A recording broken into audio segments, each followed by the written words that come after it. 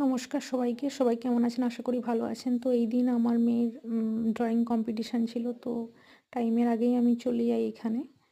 তো এখানে সবাই লাইন দিয়ে দাঁড়িয়ে আছে। একে, একে মানে বাচ্চাদেরকে ভেতরে ঢোকানো হচ্ছে কম্পিটিশনের জন্য। তো এখানে আমরা বসে মুড়ি খাচ্ছি, কথা বলছি। দেখতে, দেখতে মেয়ের কম্পিটিশনও শেষ হয়ে গেছে। তো ও বেরিয়ে চলে এসছে। এসেই সঙ্গে, সঙ্গে খেলাধুলো শুরু করে দিয়েছে খাওয়া-দাওয়া ছেড়ে।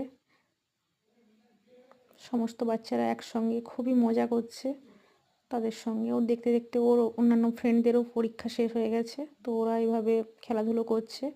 অনেকটা দেরিও হয়ে গেছে। আমরা লাঞ্চ করে নিয়েছি।